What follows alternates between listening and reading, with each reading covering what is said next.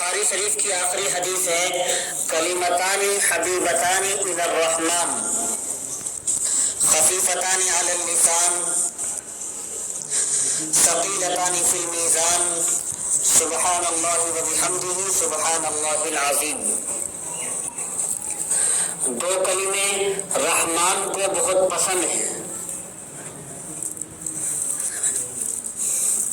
اللہ تعالیٰ کی صفات مختلف ہیں، لیکن یہاں رحمان صفت لائی گئی ہے۔ اس حدیث میں اشارہ کرنا چاہتے ہیں کہ اتنی بڑی فضیلت مشتمل ہے دو جملوں پر، دو کلموں پر۔ یہ اللہ تبارک و تعالیٰ کی صفت رحمت ہی کا تقاضا ہے۔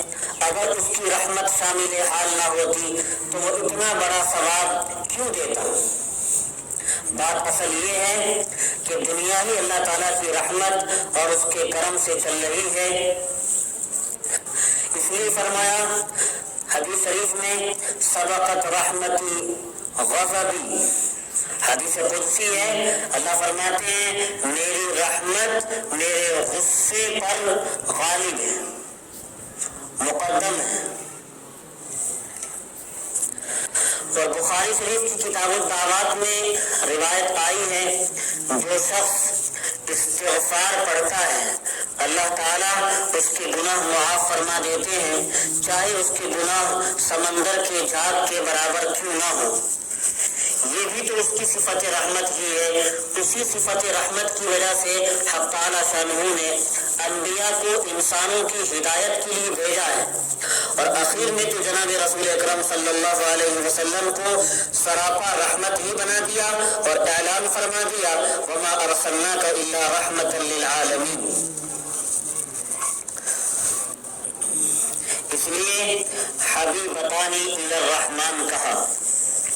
آگے فرمایا خفیفتان علی اللسان، یہ دو کلمے زبان پر بہت ہلکے پھلکے ہیں، یعنی ان کی ادائیگی میں بڑی آسانی ہے۔ ایک عام آدمی جو بالکل جاہل ہے تو وہ بھی ان کلمات کو جلدی پڑھ لیتا ہے اور ان کا تلفظ صحیح ادا کر سکتا ہے۔ یہ اتنے ہلکے پھلکے سے ہیں پڑھنے میں۔ ثقیلتان فی المیزان، مگر جب میزان عدل قائم ہوگا، اللہ تعالیٰ کے یہاں انصاف کی ترازو قائم ہوگی اور یہ کلمات اس میں رکھے جائیں گے تو یہ کلمے بہت ہی بھاری بن جائیں گے۔ وہ کون سے کلمات ہیں؟ سبحان اللہ و بحمدہ سبحان اللہ العظیم۔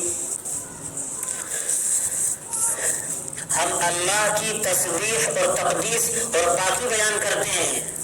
تسبیح کے معنی آتے ہیں ہر قسم کے عیب اور ہر قسم کی برائی سے پاک اور صاف اور منزہ ہے اللہ تعالیٰ کی ذات، اور اللہ تعالیٰ ہی معبود ہے، وہی اللہ ہے، اس کے علاوہ کوئی معبود اور خدا نہیں بن سکتا۔ اس لیے جو ذات نقص اور عیب دار ہو وہ اللہ نہیں بن سکتی، عبادت کے لائق نہیں ہو سکتی۔ معبود بننے کے لیے بھی ضروری ہے کہ وہ جملہ نقائص سے پاک صاف ہو، اور اللہ کی ذات تمام جملہ نقائص سے پاک اور صاف ہے۔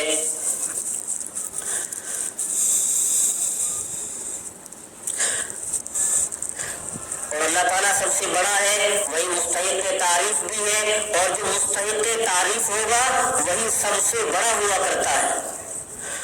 گویا یہ جملہ اللہ اکبر کے ہم معنی ہوا، سبحان اللہ العظیم۔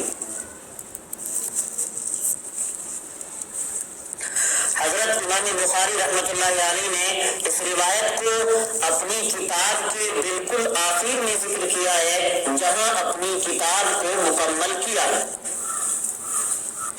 تو اور جہاں سے امام بخاری رحمۃ اللہ علیہ نے اپنی کتاب شروع کی تھی، سب سے شروع میں امام بخاری رحمۃ اللہ علیہ نے حدیث ذکر کی تھی انما الاعمال بالنیات۔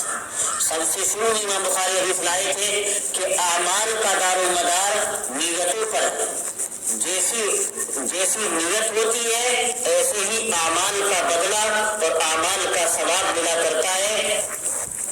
اس میں تنبیہ تھی اس طرف کہ کتاب کا پڑھنے والا ہو یا کسی بھی نیک عمل کا کرنے والا ہو، وہ سب سے پہلے اپنی نیت کو درست کر لے، اپنی نیت کو اللہ کی رضا کے لیے خالص کر لے، تب اس کا یہ پڑھنا اور پڑھانا، تب اس کا یہ نیک کاموں میں لگنا فائدے مند ثابت ہوگا۔ شروع میں لائے انما الاعمال بالنیات، اور یہاں آخر میں لائے یہ کلمتان حبیبتان الی الرحمن۔ تو شرائع حدیث لکھتے ہیں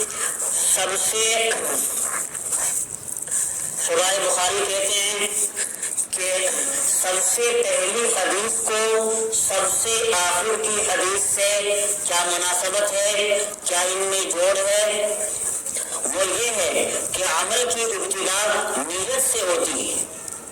جوڑ یہ ہے کہ عمل کی ابتدا نیت کرنے سے ہوتی ہے، اور عمل کی انتہا وہ میزان اور وزن ہے۔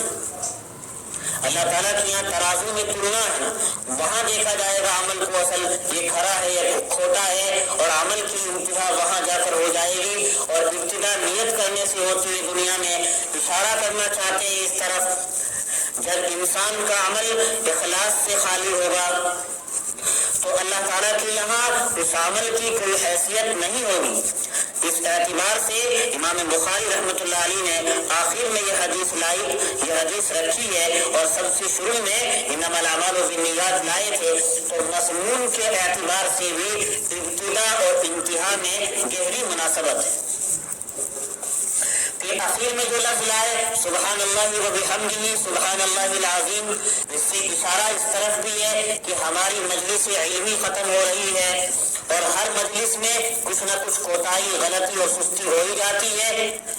جناب رسول اکرم علیہ السلام فرماتے ہیں اور حدیثوں میں ہے، جس مجلس کے اختتام پر اللہ تعالیٰ کی تسبیح بیان کی جائے، وہ تسبیح مجلس کے لیے کفارہ بن جاتی ہے۔ اس لیے حدیث میں آیا مجلس کے بعد پڑھنا چاہیے سبحانک اللہم و بحمدک نشہد ان لا الہ الا انت نستغفرک و نتوب الیک۔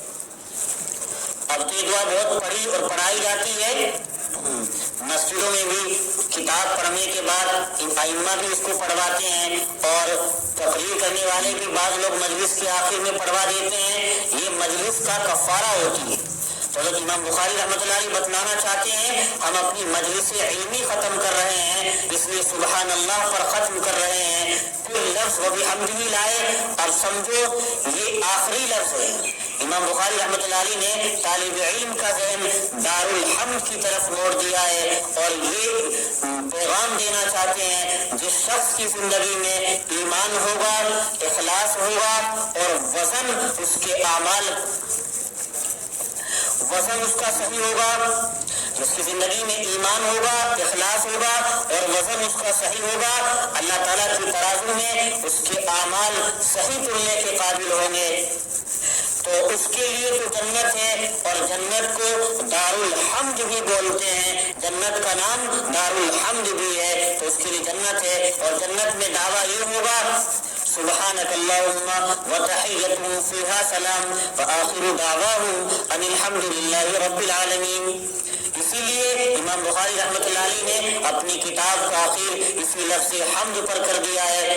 اللہ تعالیٰ ہم سب کو اخلاص کی دولت سے مالا مال فرمائے، اور خیر و عافیت کے ساتھ اعمال صالحہ کرنے کی توفیق نصیب فرمائے، آمین۔